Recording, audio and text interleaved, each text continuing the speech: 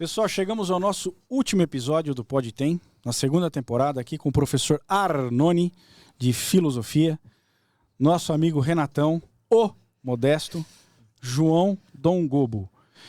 E nesse sexto episódio, o negócio vai esquentar um pouco. A chapa vai esquentar para o nosso lado. Porque é o seguinte, estava conversando aqui com o meu amigo Renato, que a interpretação que a gente faz do estoicismo dentro do rito escocês antigo e aceito, ela é muito pessoal. E essa interpretação que eu faço, que eu trago de tudo isso que o professor falou, de tudo isso que a gente conversou até agora em todos os outros 5 episódios, ela é muito pessoal, né? Então, e quem está assistindo, quem assistiu desde o primeiro episódio dessa temporada, percebeu que às vezes o professor estava falando, eu fazia uma entrada, uma pequena introdução, uma pequena entrada de algumas coisas, do tipo assim, veja a tua obra, né? Ia falando alguma coisa. Quem é do rito escocês antigo e aceito já ia captando. Isso é muito pessoal, né? Dentro do estoicismo, por exemplo, as 4 virtudes cardeais, que é justiça, sabedoria, coragem e temperança. Então, essas 4 virtudes, elas estão lá, nos 4 cantos, para a gente ver, construídas lá junto com o Templo de Salomão, né? Também dentro do estoicismo, eu vejo muito, por exemplo, o grau 15, eu vejo ele completamente estoico, do lado resiliente da coisa. E ético até. E ético, exatamente, ético da coisa, né? No grau 30, eu vejo o estoicismo. Uau. Eu vejo o estoicismo do lado da ataraxia. Quando o nosso herói do grau, ele aceita o seu destino. Né? Eu vejo também o estoicismo no grau 31, que é basicamente justiça. Ele fala de um lado pesado da justiça, mas ele também fala de um lado puro da justiça. Eu vejo o estoicismo também no grau, não no grau 13, mas na perfeição inteira, a perfeição só aqui para situar o professor. O rito escocês antigo e aceito, ele é dividido em 5 lojas. Ele tem a loja simbólica do grau 1 ao 3, ele tem, que é a loja que a gente chama das lojas azuis, e ele tem a do grau 4 ao 14, que são os graus de perfeição, que são as lojas verdes, se eu não me engano. Ele tem do 15 ao 18, que é o capítulo Rosa Cruz, que é a loja vermelha, que é a mais espiritual de todas. Ele tem do 19 ao 30, que é a loja de Cavaleiros Kadosh, que é a loja de luta, é a loja negra. E ele tem do grau 31 ao 33, que são os graus administrativos, é a loja branca. Né? E essas cores não têm nenhuma conotação ideológica. Muito pelo contrário, ela tem mais da simbologia da cor mesmo. E se você perceber, você tem o azul, o verde, o vermelho, Preto e branco. O preto e o branco. Você tem cores primárias e secundárias se transformando para a alquimia do homem. Né? Para a alquimia do homem. Então eu vejo o estoicismo o tempo inteiro. Por isso que quando surgiu a oportunidade, eu liguei para o João. Falei assim, João, porra, pintou um tema aqui, cara, muito legal na minha cabeça aqui. O que você acha? O João falou, eu tenho o cara. Aí surgiu, entendeu? Foi ele, professor, o culpado é ele. Tá? Ele que te deve a maçã, professor. Mas não é o Roberto Carlos, ele fala, esse cara sou Esse cara sou eu, exatamente, é ele. E aí, foi além do seguinte, eu também faço uma interpretação pessoal, que é o seguinte, professor, eu te explico o porquê. Você vê que todos os episódios eu te provoquei com essa questão de inteligência emocional, né? Pois é. Eu vejo o estoicismo, assim como eu vejo o rito escocês antigo e aceito, como uma ferramenta para o maçom moderno trabalhar a sua inteligência emocional e não cair em burnout, não cair em depressão, que essas ferramentas estão lá dentro. Elas estão lá dentro. Só que você precisa acessar, você precisa ir buscar. Elas estão lá numa prateleira, você precisa trabalhar isso. né? Eu, em outros episódios, na primeira temporada, eu já falei, eu vi maçom, o irmão, se curar de depressão dentro de loja filosófica, né? Eu vi irmão fazer as pazes com família dentro de loja filosófica. Então, a ferramenta está lá, ela só precisa ser acessada, entendeu? Aí eu não sei a interpretação que o Renato faz disso aí. Falei demais, hein? Eu tenho alguns questionamentos sempre voltados para a história, né? Então eu sempre me pauto nisso. E eu fico pensando assim, se a gente pensar no rito escocês antigo e aceito, enquanto graus que foram agrupados, graus que existiam anteriormente foram agrupados para criar esse sistema, a gente tem que pensar no seguinte. Primeiro, ele é um sistema hoje, ele não era visto como um sistema originalmente. Então, muitos graus existiam separadamente aqui e acolá, e lá em 1801, né, é o fim do processo, na verdade, eles são agrupados e o rito escocês é criado. Mas, assim, como esses graus surgiram?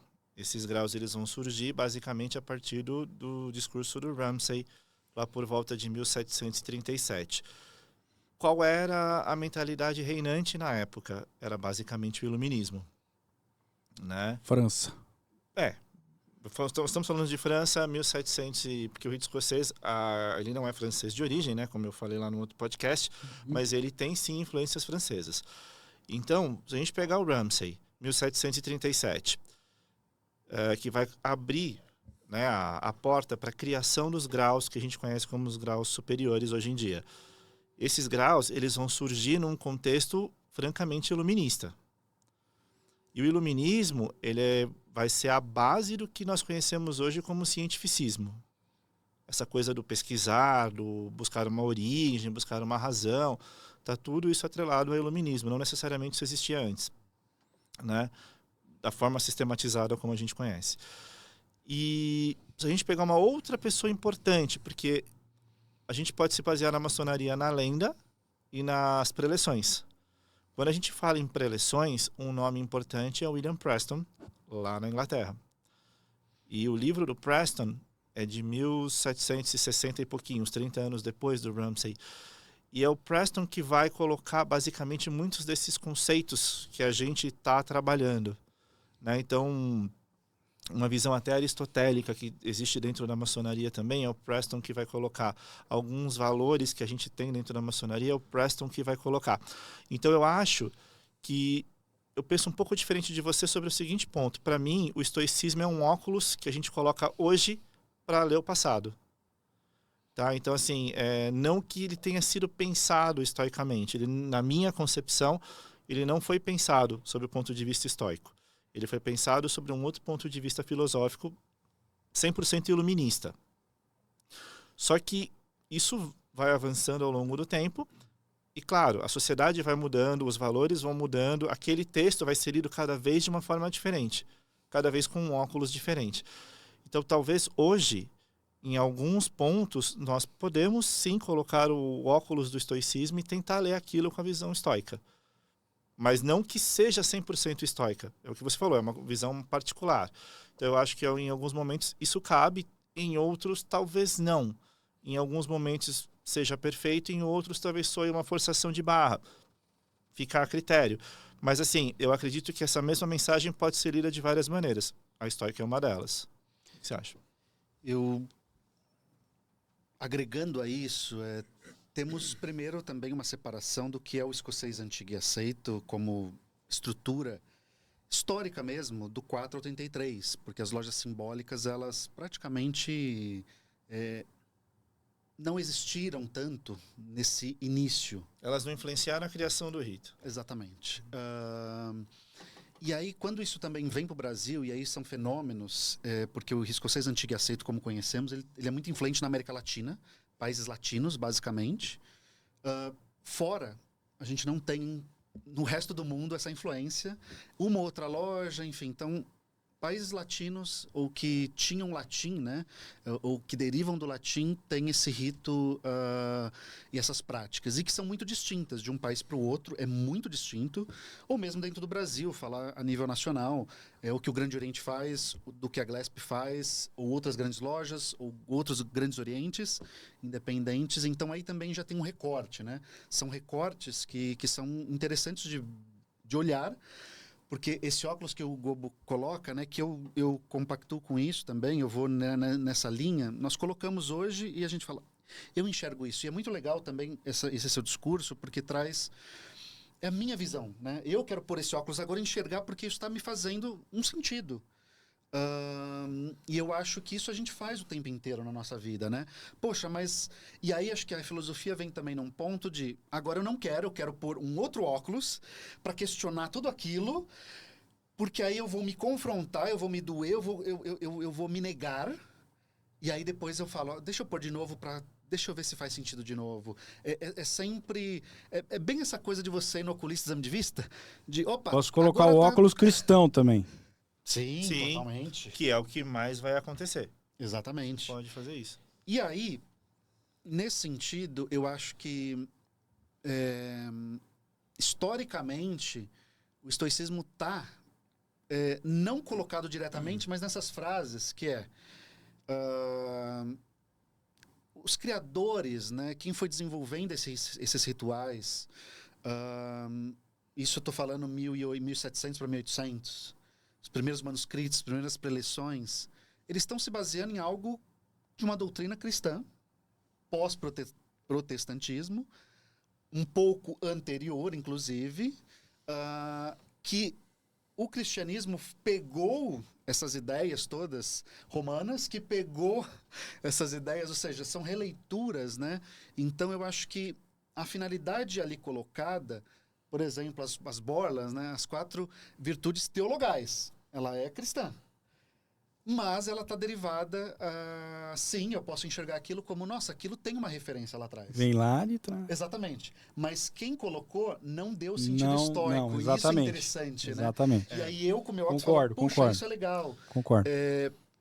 Enfim, mas eu acho que... Até porque, né, a gente falou aqui, Marco Aurélio até o século XIX, quem era Marco Aurélio, né? Quem era Marco Aurélio no rolê. Se o rito escocês, né, foi escrito lá, século XVII, século XVIII, né, como é que fica? Né? Não, é isso mesmo. E a gente traz também os rituais atuais, são leituras, né? Porque a gente costuma dizer dessa coisa ruim até certo ponto, de que às vezes o líder ali daquela potência, às vezes quer pôr o nome no ritual, não é todos que fazem ou fizeram, mas alguns fazem isso de... Aí muda as palavras. Eu quero editar, eu quero tirar instruções, colocar instruções, etc. E aí você vai tendo também modificações, então o ritual também ele tende... isso até positivo, talvez, a gente pode discutir isso longamente, mas o quanto também ele vai acompanhando a sociedade atual. Como a gente costuma brincar, né? A bandeira nacional não estava nos rituais, ela passa a estar num determinado momento, está ainda para algumas potências, outras não, enfim. Mas é sempre o olhar de que se aquilo está fazendo bem para aquele irmão, é interessante. É o que importa. E aí, nisso, eu vou trazer também outro ponto que eu acho que a gente tem que corrigir semanticamente. A inteligência emocional. Porque aí eu acho que entra num ponto muito também da psicologia, que é inteligência, para começar, o que é inteligente. E como eu classifico isso, que inclusive os QIs, estavam hoje estão um pouco ultrapassados, aqueles testes anteriores, porque você vai dizer de cognição, por exemplo, os processos cognitivos do pensamento, e você tem uma habilidade maior para uma coisa e uma habilidade menor para outra. E isso a gente identifica, né? E aí a gente não tem mais... Nossa, você é inteligente. E aí como se você fosse inteligente em tudo, né? Mata ele. Exatamente. E o emocional... é algo muito contemporâneo, inclusive, porque a inteligência emocional vai dizer as empresas colocam isso muito hoje, as soft skills, as habilidades emocionais, porque aí quando eu sou confrontado, eu mantenho a estabilidade, a retidão, eu consigo dialogar, ou eu consigo ser frio num determinado momento, e diz até de uma irracionalidade, ou seja, ou de uma racionalidade, porque também nós somos seres animais, e às vezes é isso, eu vou encobrir o meu instinto animal, para me dar bem no negócio. Assim, é um pouco... Então, tem também uma coisa que não... E é treinada, inclusive. E aí, não necessariamente traduz... E aí eu vou trazer, então, um outro termo, que é a saúde mental, que está, inclusive, em voga. E está no nosso roteiro inicial, na nossa ideia. Porque a saúde mental é isso, é o transtorno em si. E que o transtorno, por isso que não se tem mais doença mental, é o transtorno, porque transtorno é passageiro. Hoje eu tenho, amanhã não posso não ter. E ele diz também, como a gente costuma dizer na academia hoje, a gente só tem o transtorno, por exemplo, o transtorno do espectro autista. Porque a gente, hoje, não tem ainda 60% da população autista. Se 60% da população for autista, esse transtorno cai, e aí vira o transtorno do ser humano dito comum. A gente vai criar um transtorno das pessoas que não são autistas. O valor inverte. É sempre olhando, né? E aí a gente... Porque isso da inteligência emocional é delicado, porque vai reforçar na saúde mental algo que é... Você tem que ser forte. Você tem que ser... Você tem que enfrentar. Aí vem um burnout. Né? Exato. A pessoa está sofrendo luto, ela não está com depressão, ela está sofrendo luto. E luto a gente passa por perda de emprego, por perdas. Por perdas. E tudo bem. Aquilo... A gente pode falar, se torna uma patologia quando ela... E isso é muito interessante na psicologia atual, que é uma patologia quando você percebe que aquilo está me atrapalhando. Aquilo passa de um sofrimento e eu não consigo mais aquilo... Eu me incomodo com a vida que estou levando agora, que eu não Qual me... o limite daquilo, Exato. Né? Você não... Ou quando, aí socialmente, que é cultural, é quando você... estabelece ali um perigo, um risco para a sociedade, para o outro. Aí já passou da hora do cara buscar ajuda. Ou, enfim, patologias. Exatamente. Então tem um pouco essa vertente que eu queria trazer também, essa pitada que é importante. Corroborando o que você falou, que eu acho que é muito interessante, dando 2 fatos que corroboram, né, o que você falou. Um é assim, para quem nunca viu o ritual original de 1928, de aprendiz, ele só tem 5 instruções, ele não tem 7. Se ele tem 5 e hoje temos 7, significa que 2 foram colocadas posteriormente. Quando? Sabe, não? Dá para resgatar isso. Mas é provavelmente lá pela década de 30, 40. Do século XX. Nosso século. Tá. Quando a grande loja é criada, em 1927, não tem ritual. Os rituais vão ser impressos em 28. Então, os primeiros rituais da Gillespie são de 1928. Se você pegar as instruções, só tem 5. Entendi. Não tem 7. Interessante. Né? Então, isso significa que ao longo do tempo, 2 instruções foram Entraram colocadas lá. a mais. Por quê? Porque alguém quis. Então, algumas pessoas não têm essa noção. Quando a gente acha que o nosso ritual ele é imutável. Não, ele é bem imutável. E ele foi... Pro bem ou pro mal, ele Pro bem ou pro mal, exatamente. Como você falou, né? E outra coisa que corrobora muito essa coisa cristã é que o rito escocês antigo e aceito, quando ele vai... A gênese dele está na Revolução Gloriosa, quando os Stuarts vão para a França. E a guerra que vai levar os Stuarts para a França é uma briga de família entre protestantes e católicos, em que os católicos vão para a França. E o rito escocês ele vai começar a se desenhar, ou os graus... Né? Ali, né? Os graus que vão depois integrar o rito escocês antigo e aceito, eles começam a surgir sobre uma perspectiva stuartista, de retorno. Então, uma perspectiva 100% católica. Entendeu? Então, assim... Além de cristã... Católica. Além de cristã católica. E aí, isso depois vai ser diluído. Mas não dá para negar essa origem. Entendeu? Então, é uma coisa que historicamente corrobora o que o Renato está falando. Tá. É uma questão que nem você falou, ele reforçou a questão de óculos. É uma questão de óculos. Mas, como o nosso professor disse inicialmente, como o cristianismo bebeu muito dessa água, deixa eu usar esse óculos, vai. Não, então, eu acho que todo mundo não, professor? Tem toda a liberdade de usar. É lógico. E aí, professor? Não vai falar nada? Ô, professor. Espera um pouco aí, dá licença. Olha lá, põe lá. Pronto, pus o meu. Exato. Vamos E lá. aí, professor? Tem que cantar que nem o Paralamas, né? Eu não nasci de óculos, eu não era assim. Muito legal, né? Mas eu gostei da coisa, dessa simbologia aí do óculos e tal. É interessante isso. Mas eu ouvindo vocês aí, né? Claro que eu não entendo que vocês Vocês falam, eu entendo algumas coisas, mas não sei dos rituais, não sei de nada. Nem as tá? piadas internas, o professor está As piadas entendendo. internas eu entendi, né? Mas pensando em algumas coisas que nós já tínhamos falado também aqui, me ocorreram duas coisas aqui. Vamos lá, professor. Não tem próximo episódio, hein? Não vai dar para fazer corte, hein? Ixi, não vai dar, Não, manda aí. Manda aí, professor, manda aí. A primeira coisa que me ocorreu é essa coisa da praticidade. E eu estava pensando em Sartre. O Sartre vai dizer o seguinte: se você quer ser feliz, engaje-se nos movimentos sociais. Porque é onde você sai de si. Ele falou isso textualmente. E não só isso, ele viveu isso. Tá. Sartre foi o cara mais fotografado do século XX, por incrível que pareça. Caraca. Ele estava em tudo quanto é movimento social no mundo inteiro, porque ele era uma celebridade. Né? Até na ditadura militar ele esteve aqui, né? Dando uma palestra na USP aí. Né? Xingou os militares e saiu aplaudido, tal, porque afinal de contas não sai. Né? Mas é interessante essa visão que ele tem. Porque ele usou da sua... Ele faleceu em 85? Ele faleceu em 80. 80? 85 foi o Foucault que faleceu. Ah, tá. E a Simone de Beauvoir, que foi a namorada dele, faleceu em 86. Uhum.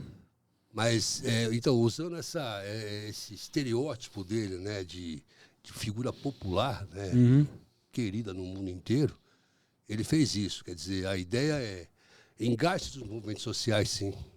Saia de você. Aí é a prática das coisas. Porque eu acho que o exemplo atrai gente. Uhum. Né? A gente às vezes está fuçando uma coisa lá, mas não está dando certo porque a gente não saiu dali também. A hipocrisia afasta. Então. Aí vai lá e faz. Quem sabe o exemplo não atrai, não é? Porque é como a questão de educar a criança. É mimesis, é imitação. Ela está te olhando, ela está te observando, você pode não perceber isso, não querer isso, mas ela vai te imitar. Então, eu acho que é isso que a gente precisa começar a fazer também. Tá. Isso é um ponto, né? O outro ponto é um ponto da psicologia, né, freudiana, ou da psicanálise freudiana, que é para a gente pensar um pouco, tá? Freud vai dizer o seguinte: só há civilização porque existe repressão. É mesmo, Que coisa. Totem tabu. Repressão, pressão. Tudo que você possa imaginar. Aí é que nasce então, a coisa. Então é assim, a gente tem que abrir mão, né? Tem que abrir mão de algumas coisas para poder conviver em sociedade. Uhum. Desde que isso, e aí, né, que está a importância, né? Desde que isso não te fira muito, desde que isso não te destrua, na verdade. Uhum. Tá? Embora, assim, você vá abrir mão dos seus desejos, dos seus quereres. Isso não é fácil. Então, quando a gente ingressa em algo que tem uma ética, que eu volto a falar da ética e da moral aqui no epiteto, dizer que há uma ética interna, é necessário também que renuncie a alguma coisa. Tá. O fato que acontece é o seguinte: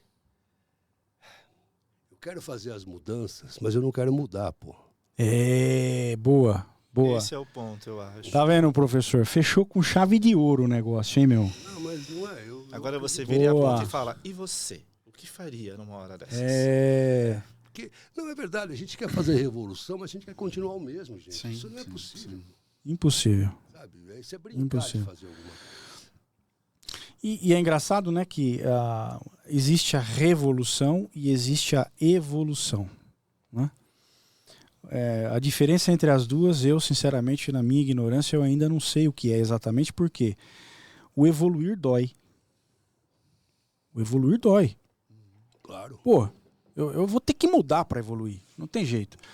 Agora, o revolucionário, o revolução, ele traz um pouco de cisma também, porque eu tenho que mudar eu e tenho que trabalhar para mudar o outro também, né? Então ele é meio traumático, até mais. Aliás, é bem traumático. Bem, né? Bem traumático. Agora o evoluir não. Evoluir eu vou evoluir, é uma escolha minha. Se eu não evoluir, alguém vai me fazer evoluir. É na base da martelada, da paulada, né? Porque dói pra caramba. Não é mais fácil eu mudar? Então, e na evolução também você tem um tempo, né? A evolução nem sempre tem um tempo. É no papum, né? A revolução, em tese, o que diferencia uma coisa da outra tecnicamente é que a evolução é uma continuidade. A revolução é uma coisa que vem e quebra com a ordem Quebra que existe. tudo. Uma ruptura. Uma ruptura Porque brusca. uma coisa é eu fazer reforma, outra coisa é eu fazer revolução. Sim. A gente brincava na faculdade e dizia o seguinte: nós temos a nossa mentalidade revolucionária, mas uma prática reformista. E será que a evolução, por ser dolorida e depender de mim mesmo, não é uma revolução interna? Claro que é, sempre é. Interna. Aliás, a gente, Voltamos olha, para o primeiro episódio. então, Caraca. nós nos fazemos dessa maneira, construindo e se desconstruindo o tempo todo. Essa é a dialética da vida, da existência. E nisso tem algo que a maçonaria faz bem, e a gente tem muitos relatos, e a gente se coloca também, né? Eu me coloco nesse relato, inclusive, e não só pela maçonaria, mas aí ela não é exclusiva, é que homens ditos bons, porque, enfim, o que é bom ou mal, como a gente discutiu também, mas, enfim, pessoas que estão ali na sociedade, homens que são colocados ali, e a partir de uma vivência, eles vão refletindo as suas próprias vidas e tentam se modificar. E a gente vê esses relatos de que as pessoas falam, eu mudei. Ou você vê a esposa ou os filhos falando, meu pai mudou muito depois que entrou lá. Exato.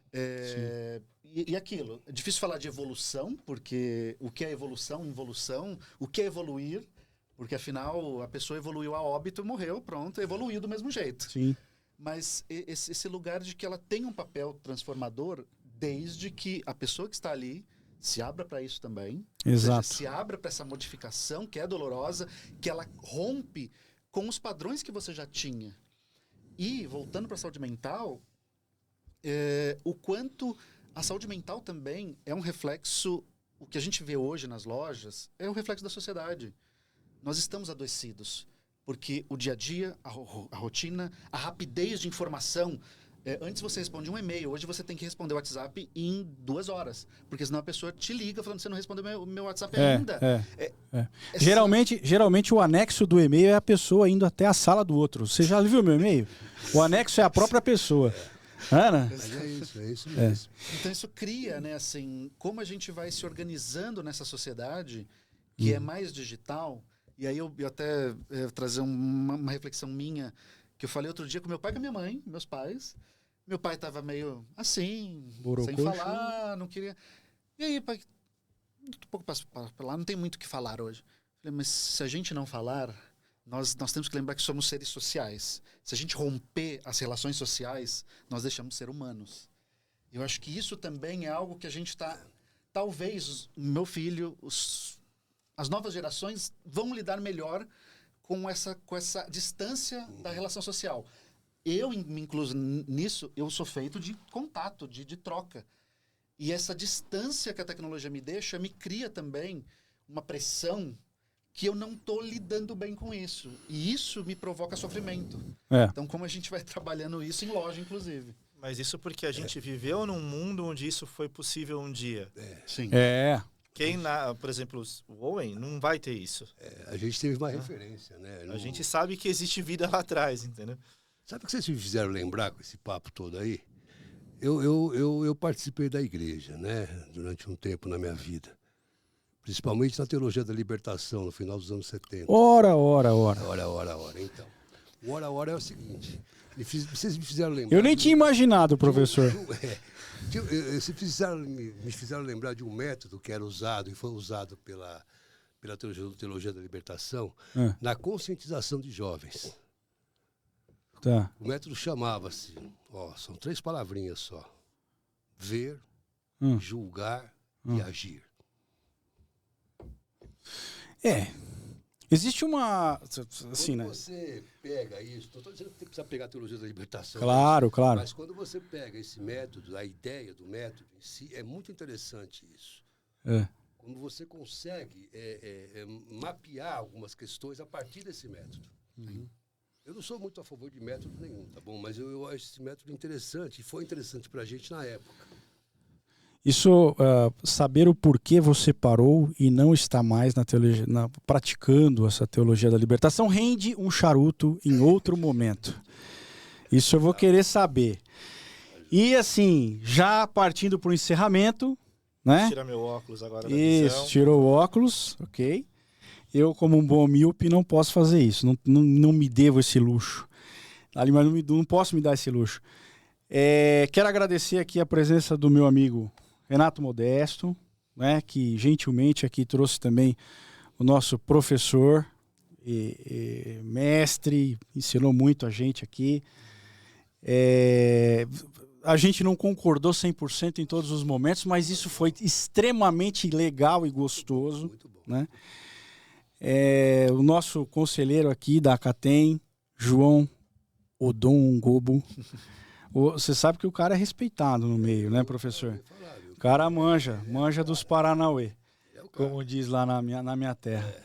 E mais uma vez agradecer a audiência até aqui. Para a próxima temporada a gente já tem um tema em mente, mas obviamente que é surpresa, né? Surprise. Tiago, só trazer um ponto que claro. É importante trazer, que a gente abordou desde o começo isso, e como futuro psicólogo aí, enfim, estudante de psicologia, 9º semestre, indo pro 10º agora. Olha só. Os irmãos que precisarem, assim, veja no outro irmão um momento, uma troca, de se abrir, de apoiar-se, de fato, como o Gobo comenta, não sei se comentou, companheiro, e a diferença de companheiro e de colega. Que tem no termo inglês essa diferença, que no Brasil virou todo companheiro, mas enfim, sim. Que é ser o ponto do outro, porque às vezes o outro só precisa ser ouvido. E para de fato poder minimamente diminuir aquele copo que está cheio, e ele poder continuar o seu dia a dia, né? E que esses irmãos também procurem, seja especialistas médicos nas diversas áreas, seja psicologia, para poder de fato buscar, não corrigir, porque não seria a palavra, mas minimizar esse sofrimento que cada um sente, para que a gente, de fato, que acho que essa é a importância que você quis trazer desde o começo, né? O quanto a saúde mental é algo que tem que estar em pauta também dentro das lojas. Esse suporte que o irmão tem que dar e muitas vezes dá. E mais, além disso, viu, Renato? Obrigado pelo gancho que você deu aí, importante.